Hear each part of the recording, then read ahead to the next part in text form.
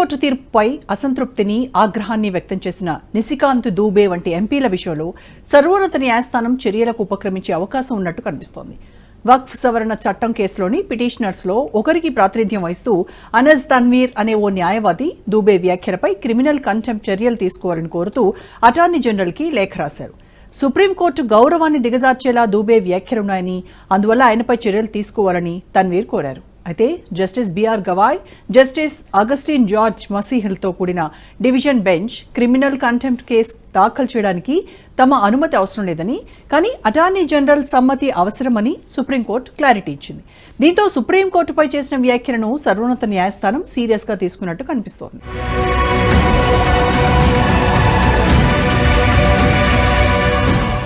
అసంతృప్తి వెళ్లగక్కిన వారిపై ఆగ్రహం. సుప్రీంకోర్టు చర్యలకు ఉపక్రమించే ఛాన్స్. నిశికాంత్ దూబేపై క్రిమినల్ కంటెంప్ట్ చర్యలు తప్పవా?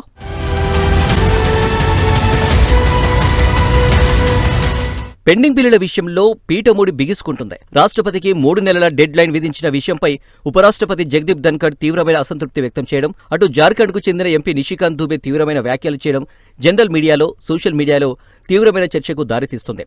వారిద్దరిపై సుప్రీంకోర్టు ఇంతవరకు ఎటువంటి అధికారిక నిర్ణయం తీసుకోలేదు. కానీ వారి వ్యాఖ్యలపై సంబంధిత పిటిషన్లను విచారించడం ద్వారా కొన్ని చర్యలను పరిశీలించే అవకాశం ఉందంటున్నారు న్యాయ నిపుణులు.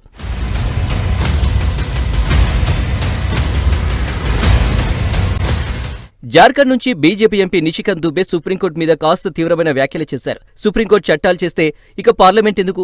పార్లమెంటు భవనాన్ని మూసివేయండి అన్నారు. అలాగే సుప్రీంకోర్టు తన పరిధిని మించి పార్లమెంటు శాసనాధికారాల్లో జోక్యం చేసుకుంటుందన్న వ్యాఖ్యలను కోర్టు సీరియస్ గా పరిగణించే అవకాశం ఉందంటున్నారు. आप जब राम मंदिर का विषय होता है तो आप राम मंदिर में कहते हो कि कागज दिखाओ, कागज दिखाओ. कृष्ण जन्मभूमि का मामला आएगा मथुरा में तो कहोगे कागज दिखाओ. आप जब शिव की बात होगी, ज्ञानवापी मस्जिद की बात आएगी, कागज दिखाओ. मुगलों के आने के बाद जो मस्जिद बने हैं उसके लिए कहते हैं कि आप कागज कहां से दिखाओ. इस देश में धार्मिक युद्ध भड़काने के लिए केवल और केवल सुप्रीम कोर्ट जिम्मेवार है. सुप्रीम कोर्ट का एकमात्र उद्देश्य है show me the face will show you the law. Supreme court अपनी सीमा से बाहर जा रहा है. सुप्रीम कोर्ट की सीमा यह है कि भारत का संविधान जिस कानून को बनाया उस कानून की उसको व्याख्या करनी है, और यदि वो व्याख्या नहीं कर सकती है और सब कुछ के लिए सुप्रीम कोर्ट जाना है तो इस संसद का कोई मतलब नहीं है, विधानसभा का कोई मतलब नहीं है, उसको बंद कर दे. సుప్రీంకోర్టు న్యాయవాది అనస్ తన్వీర్ వక్ఫ్ చట్టం కేసులో పిటిషనర్లలో ఒకరికి ప్రాతినిధ్యం వహిస్తూ దూబే వ్యాఖ్యలపై క్రిమినల్ కంటెంప్ట్ చర్యలు తీసుకోవాలని కోరుతూ అటార్నీ జనరల్ కు లేఖ రాశారు. ఈ లేఖలో దూబే వ్యాఖ్యలు సుప్రీంకోర్టు గౌరవాన్ని దిగజార్చేలా, సామాజిక అపనమ్మకాన్ని రెచ్చగొట్టేలా, అశాంతిని ప్రేరేపించేలా ఉన్నాయన్నారు. అయితే సుప్రీంకోర్టు ద్విసభ్య ధర్మాసనం ఈ పిటిషన్పై విచారణ సందర్భంగా క్రిమినల్ కంటెంప్ట్ కేసు దాఖలు చేయడానికి తమ అనుమతి అవసరం లేదని, కానీ అటార్నీ జనరల్ సమ్మతి అవసరమని చెప్పింది. మీరు పిటిషన్ దాఖలు చేయండి, దీనికి మా అనుమతి అవసరం లేదు, అటార్నీ జనరల్ నుండి అనుమతి తీసుకోవాలి అని జస్టిస్ గవాయ్ చెప్పారు. అలాగే మరో న్యాయవాది నరేంద్ర మిశ్రా సుప్రీంకోర్టుకు, సీజీఐకి లేఖ రాసి దూబే వ్యాఖ్యలపై సుమోటోగా క్రిమినల్ కంటెంప్ట్ చర్యలు తీసుకోవాలని కోరారు. అయితే కోర్టు అటార్నీ జనరల్ సమ్మతి ఆధారంగా తదుపరి చర్యలు నిర్ణయించే అవకాశం ఉంది.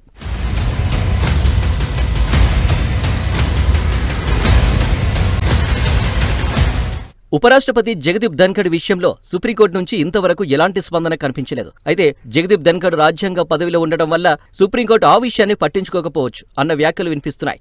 మరోవైపు నిశికాంత్ దూబేకు న్యాయవాదుల నుంచి, కార్యకర్తల నుంచి భారీ మద్దతు లభిస్తుంది. బీజేపీ ఎమ్మెల్యే అగ్నిమిత్ర పాల్ దూబే వాదనను సమర్థిస్తూ దేశాన్ని సీజీఐ, సుప్రీంకోర్టు నడిపిస్తే ఇక పార్లమెంటుతో పనేముంది అన్నారు. సీజీఐని రాష్ట్రపతి నియమిస్తే ఆ రాష్ట్రపతికే మీరు ఆదేశాలు ఎలా జారీ చేస్తారన్నారు. CGI chief justice of India का अपॉइंटमेंट करते हैं, तो चीफ जस्टिस ऑफ इंडिया कैसे महामहिम राष्ट्रपति जी का जो निर्देश है वो अवमानना कर सकते हैं?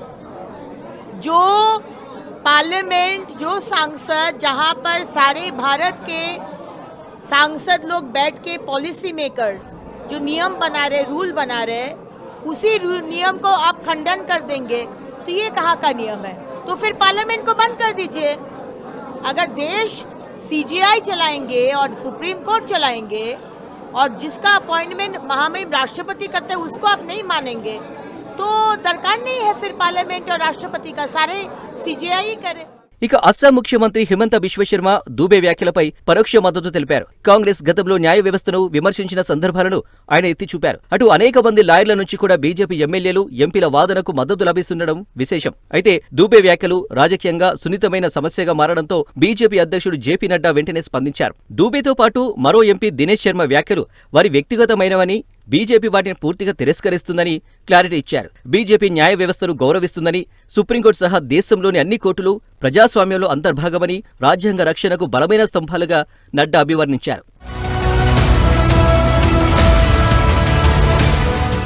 ఇక నడ్డా స్పందన రాజకీయంగా దూబే వ్యాఖ్యల వల్ల ఏర్పడిన నష్టాన్ని నియంత్రించే ప్రయత్నంగా భావిస్తున్నారు. అటు ఇదే అంశాన్ని విపక్షాలు రాజకీయ అవకాశంగా భావిస్తున్నాయి. Congress, TMC, Aam Aadmi Party, DMK, JMM, AIMIM వంటి పార్టీలు దూబే వ్యాఖ్యలను తీవ్రంగా ఖండించాయి. కాంగ్రెస్ నాయకుడు జయరాం రమేష్ దూబే వ్యాఖ్యలను రాజ్యాంగంపై దాడిగా అభివర్ణించారు. సుప్రీంకోర్టు ఈ వ్యాఖ్యలను తీవ్రంగా పరిగణించినప్పటికీ దూబేకు కొంతమంది న్యాయవాదులు, కార్యకర్తలు, రాజకీయ నాయకుల నుండి మద్దతు లభించడం ఈ వివాదానికి సామాజిక, రాజకీయ కోణాలను జోడించినట్లయింది. బీజేపీ అధ్యక్షుడు జేపీ నడ్డా వ్యాఖ్యలను తిరస్కరించడం ద్వారా పార్టీ ఈ వివాదం నుండి దూరంగా ఉండే ప్రయత్నం చేసినప్పటికీ దూబే తదుపరి వ్యాఖ్యలు ఈ సమస్యను మరింత ఉధృతం చేశాయి. ఈ సంఘటన భారతదేశంలో న్యాయ వ్యవస్థ, శాసన వ్యవస్థల మధ్య సమన్వయాన్ని పరీక్షించే అంశంగా నిలుస్తుంది అంటున్నారు. రాజ్యాంగ సంస్థల మధ్య సామరస్యం, వాటి గౌరవాలను, ప్రత్యేకతలను కాపాడటం భవిష్యత్తులో కీలకంగా మారుతుంది అంటున్నారు. అయితే దూబే వ్యాఖ్యలు, ఆ తర్వాత మరికొందరు చేసిన వ్యాఖ్యలు ఆ రాజకీయ రగడకు మిగిలిపోతాయా, లేక న్యాయ, శాసన సంబంధాలపై లోతైన చర్చకు దారితీస్తాయా అనేది మాత్రం సమయమే నిర్ణయిస్తుందంటున్నారు